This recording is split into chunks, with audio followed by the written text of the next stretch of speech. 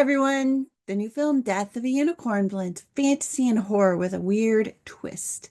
And this might just be one for you to check out. It's from A24, which means it's gonna be a little bit different. And it stars Paul Rudd and Jenna Ortega as a father-daughter duo that is weirdly fascinating. So let's talk about what this film does and if this unicorn actually is ticket worthy. First, be sure to like and subscribe. And hey, why not mess with YouTube's algorithm and share this video with a friend? Thank you so much. In Death of a Unicorn, Paul Rudd plays Elliot Kintner, a lawyer for a really large pharmaceutical company that is evaluating him for a promotion and maybe even a seat at the table, which would transform his life. The only catch is that the firm's founder, Odell Leopold, played by Richard Grant, is a real family guy, I guess is what we could call him. He's a family guy. So Elliot is invited to a retreat at the Leopold family's private estate on this isolated preserve deep in the Canadian Rockies, where Odell plans to assess whether Elliot is the right person to help carry on the company's legacy. So Elliot brings along his college-aged daughter, Ridley, played by Jenna Ortega, to enhance his family value cachet. However, the two have been estranged since the death of Ridley's mother, and Elliot really hopes this trip can be both a business opportunity and a chance for the two to reconnect. But things really do take a sharp turn when they hit and kill a unicorn.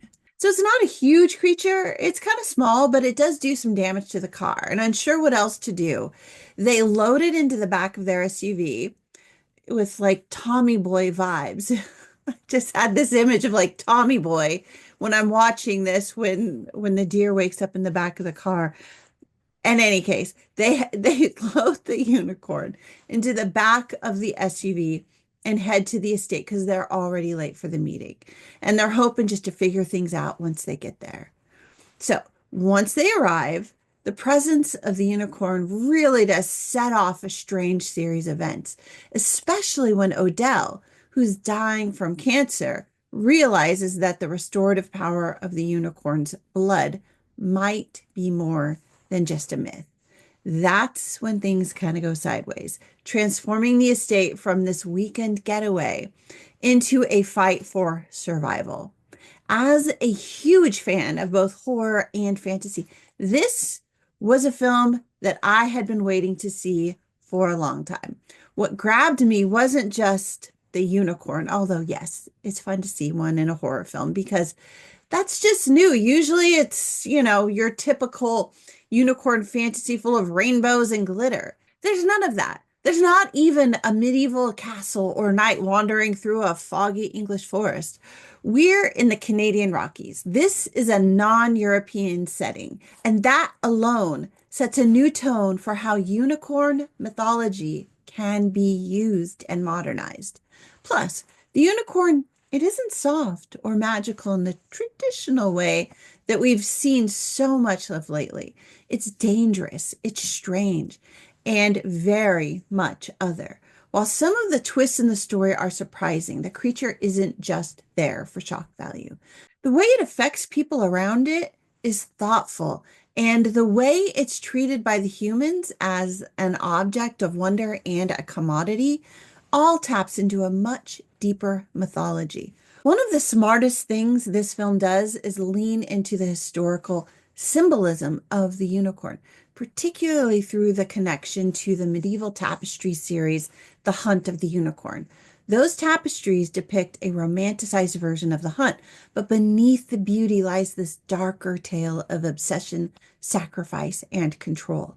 The unicorn is a symbol of purity that is hunted, it is killed, and then it's resurrected by humanity, raising questions about what we are really willing to destroy or sacrifice in pursuit of power. Those same themes run through this film, calling into question who the real monster is, the mythical creature or the people desperate to claim it. The unicorn is sacred, yet it's hunted with This belief that the horn and the blood represent healing and power, as well as manipulation, especially for Odell, who sees it as a divine loophole, enabling him to escape death. The only one who seems to understand the unicorn is Ridley, the modern reflection of the maiden from the tapestries. And while she's not entirely innocent, Ridley isn't entirely complicit either. Instead, she's caught between trust and betrayal, echoing the story in the tapestry itself. Then there's the horn, which is both deified and weaponized, making it central to the conflict. Visually, the film, it draws sharp contrasts between the lush wilderness against the bright sterility of the biotech labs, kind of like the shadow of the grotesque against the beautiful. Like the original tapestries, it places this brutality inside of a breathtaking Eden, drawing a striking visual contrast between the violence of the hunt and the fragile beauty of the world. This is a monster movie that refuses to make the monster the villain. The real horror isn't the unicorn, it's the people trying to possess it. One of the film's most compelling threats is its exploration of corporate greed, but not as something overtly evil. Instead, it's a slow erosion of values. It's insidious in nature. People who once believed they were doing good find themselves justifying exploitation when faced with a miraculous opportunity. The unicorn stops being about healing and becomes a symbol of power and control, as well as profit, with even well-meaning characters like Elliot and the medical team being seduced by ambition or bullied into action by people who have their very livelihoods in their hands. Ridley is the moral compass of the film, calling out the greed around her, even her father's.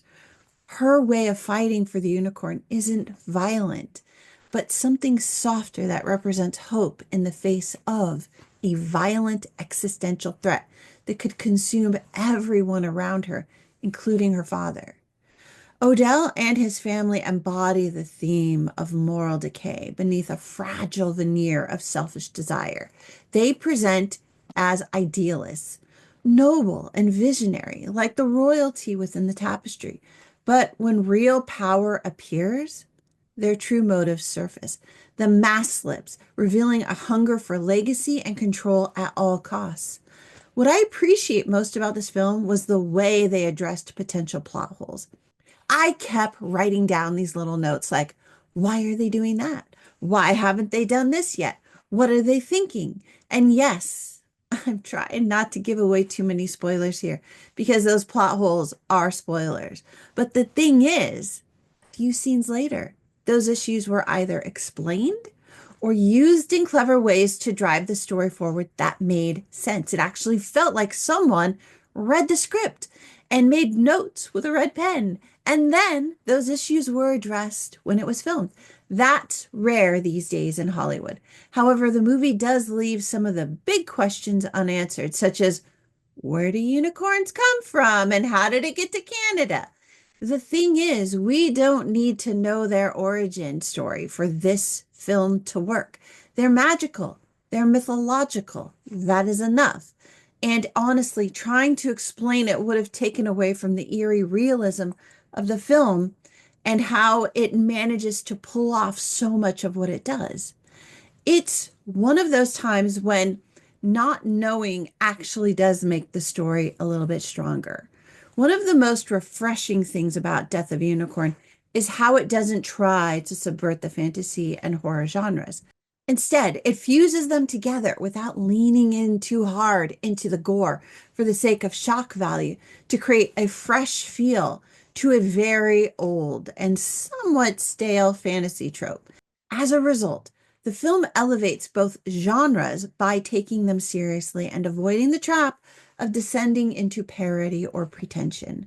That isn't to say that there isn't any comedy in the film, because there are some well-written comedic moments that are sprinkled throughout. I mean, after all, Paul Rudd is in the film, and That's kind of a given, but those moments are intentional and well timed.